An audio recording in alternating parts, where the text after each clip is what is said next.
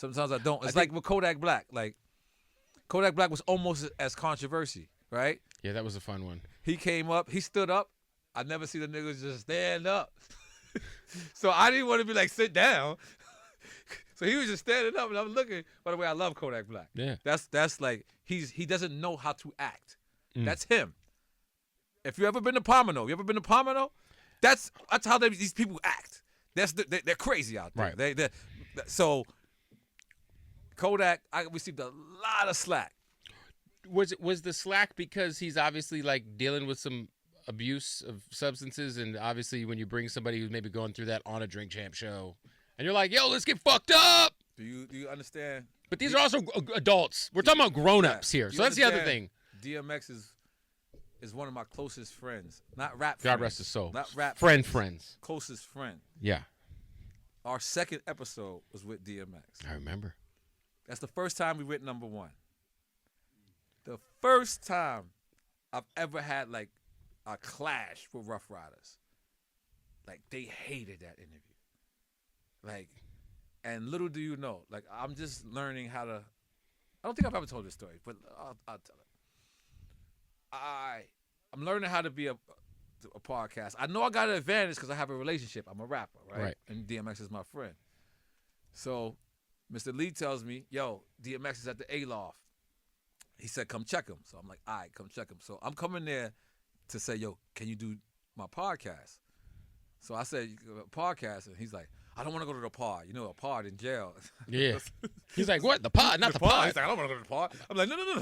It's a podcast. He's like, what the fuck is that? No one knows what a podcast is, right? So as I'm about to ask DMX, you can ask Mr. Lee. I'm about to ask him, yo, can you do my show? His cousin calls. So one of his boys go, hey, it's your cousin on the phone. So DMX go, hey, what? What's up? And he goes, hey, X, man, because X's volume is real loud, so I can hear the cousin, even though he has it in the ear. He goes, you know, can you go to 99 Jams for me? It's like, 99 Jams? What was that? It's like the radio station, you know, where Khaled works out. He's like, oh, I don't do interviews. And hangs up. Meanwhile, I'm about to ask him to do an interview. So I'm like, hey. So he's like, what's up, N.O.R.E? What's going on? You smoking a cigarette? I think I was smoking a cigarette at the time. I was like, yeah, I smoke a cigarette. Or maybe I just wanted to smoke because DMX was smoking. I was like, hey, all right, cool. And I'm like, yo, can you do my show? He's like, I don't do shows. I'm like, it's not a show though. It's a conversation. We're gonna be building. So he's like, all right, cool. Come back in an hour. I'm like, all right, cool. Episode 2. We leave to go get the equipment. We come back. X is full-fledged bent. He's just off. Yeah. He was so in shit. Yeah. when we left. By the time you get back, it's over already. The whole Hennessy, by the way, it was 2 Hennessy's like this. I come back, they're gone, but it doesn't hit me that they drink this shit. I'm just like, I'm so focused on trying to make this happen. So if you look at that episode, that's in the middle of the A-Loft lobby. I couldn't get DMX to go upstairs. So you guys shot that episode in the A-Loft lobby? In the A-Loft lobby, yo. Can you imagine you're going to check in to your fucking hotel and DMX and N.O.R.E. are having a fucking podcast in the lobby? And smoking in the lobby. The A-Loft didn't care. Oh, that's Yo, fire. DMX had like 16 rooms there, like at the time. So I don't know if you remember that episode, he starts to cry. Yeah. And then that night, I went with him to a show, and he cried. He was crying like this whole night. It was one of the emotional times. And this is like kind of like at the time where people weren't accepting that. You know what I mean? Like people were just finding out that he was going through something, right? So I remember getting in the car. I can't say who because I don't know if I had the permission to say this. They was like, yo, man, you got our brother looking bad.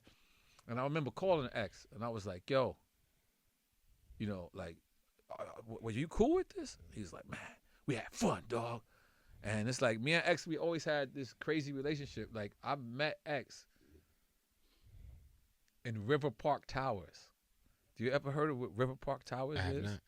River Park Towers is the worst part. They say it's the worst part of New York City. I was in River Park Towers one night, and they threw a refrigerator off the roof. Do you know how that sounds? Oh, not a mini fridge. No, a refrigerator. you hear it. You hear the air going in and out of the doors are probably swinging. Boom! Like you think an earthquake, and no one's flinching. They're used to this. Oh man! And I'm there one night with a homie, and DMX pulls up with his lawyer and a drop top with 6 dogs in it, and the lawyer is just getting licked all over his face. The lawyer does not want to be here. This lawyer's getting licked. I'm looking, and I'm like, X, what are you doing here? He's like, what are you doing here? Ditto, motherfucker. I'm like, we're both out of line. What were you doing there? I was with my man Six. He was banned from Latin Quarters. Okay. And out of all of us, we were all banned from all the clubs in New York City, but he was in particularly banned from Latin Quarters. That was the only place that we were able to go to. So after the end of the night, I just went to go see him.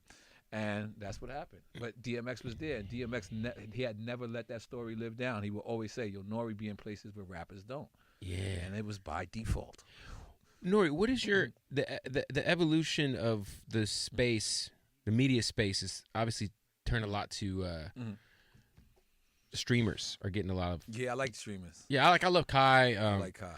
But I had a conversation with Simba. I think I was talking with Simba. Simba West Coast from the Bay. Yeah. My man. But we were talking about a lot of these streamers have said some pretty fucked up shit. They're obviously not hip hop fans, but they get access to these artists.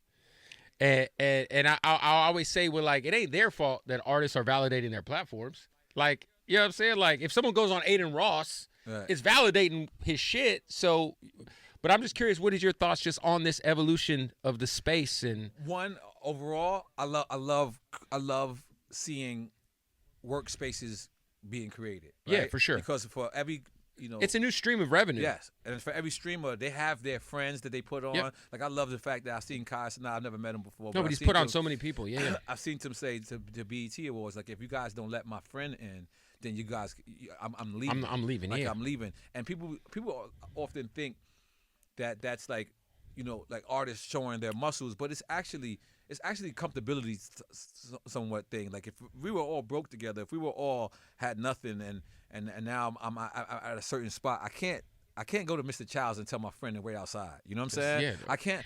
These string beans, he has to taste some of these string beans too. You know what I'm saying? You got to, and so that's what I love about the streaming. Now, now you see an elder artist getting into streaming, and they're not doing it the right way. I think that these kids, I think this is the kids' game. It You know feels what I mean? that way. Yes, like, so if I was to stream, I would have my son stream, and I would be a And part you of his pop stream. in. But it wouldn't be my stream because, like, when I see elder artists, and I'm not gonna say their names, you notice them on the tip of Shout my out to tongue. Ray J. Hey, goddamn it, goddamn, like, We know who the fuck it is. Ray J. that's my man. Listen, I love Ray J. listen. Love Ray J. Listen, all my scenes in Love and Hip Hop is with Ray J. I love Ray J. But you can just tell, like, he's just doing it to do He's it. stirring shit up. Yeah, and he's bringing up shit, which I prefer. By the way, I love him and Amber as well. On Ray J and Amber, when She just said she'd let him eat her I cooch. ain't nothing to do with that part. Come on. Yeah, but that was wild. Yeah, that was wild. They're fishing for clips. But I love, but that's the part when Ray J is streaming and he says about Sukiyana or he says stuff like that. The sexy red shit. Yeah, sexy it's like, red. It's like you're just My bad. You're just fishing for. So to me, that's not what streaming is. They call it clip farming. To me, the reason why streaming is successful is because these guys are actually staying 6 hours. 6-7 hours, and they're staying in the same room. They're gaming. They're so that's, to me, not clickbait. Yeah. I Streaming think is- that the clip farming shit But is. if you go and click, do that on your show, Ray J. Come down to Drink Champs Network. We're gonna get you a chain. You know what I'm saying? And we're gonna get you. We'll do that on your own show.